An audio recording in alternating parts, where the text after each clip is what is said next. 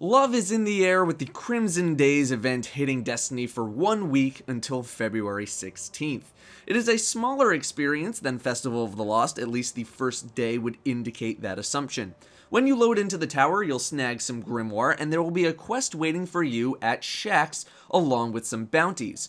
The quest is to play 7 Crimson Doubles matches. That's it, don't have to win.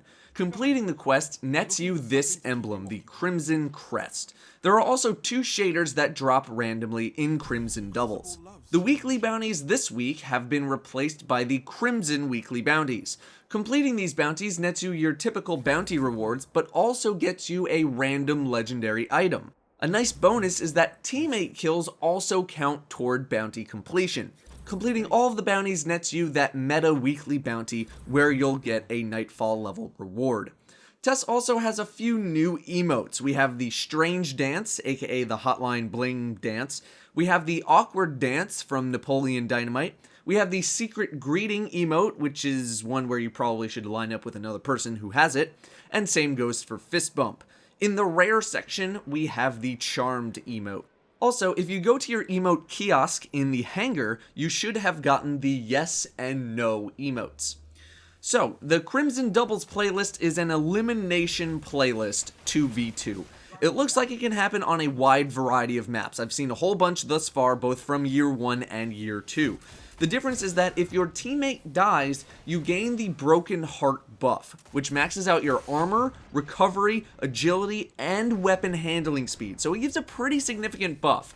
That's not to say that you're unkillable or anything like that, but you will be faster and your health will regen quicker as well. There are no level advantages, so I'm sure you will see plenty of things that you don't like. As a reward, you have a chance at getting a ghost shell, either the Crimson Shell or I guess the Chocolate Shell. However, these will be rewarded at whatever your light level is. For example, my teammate was at light 255 for the match that we played, and his shell dropped at 261. So while level advantages are off, if you want 320 level loot, you need to be in the high 300s. That is basically Crimson Days. I don't think I missed anything. There was also a patch that came along with Crimson Days that fixed up a few things. First, they removed the extra exotic icon in the blueprint vendor where the scout rifles are. That was a bug, it was not a new exotic. Hockey pulse rifles had their damage fixed. I'm not sure what the issue was there, but now it's fixed.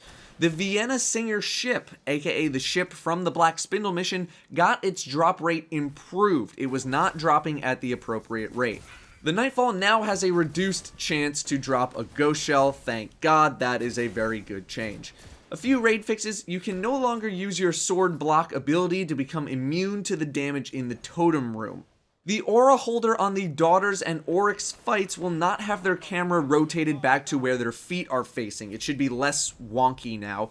And the ogres had pathing issues if they tried to move where there was a bomb in front of them. That's what caused the teleports. That should be fixed.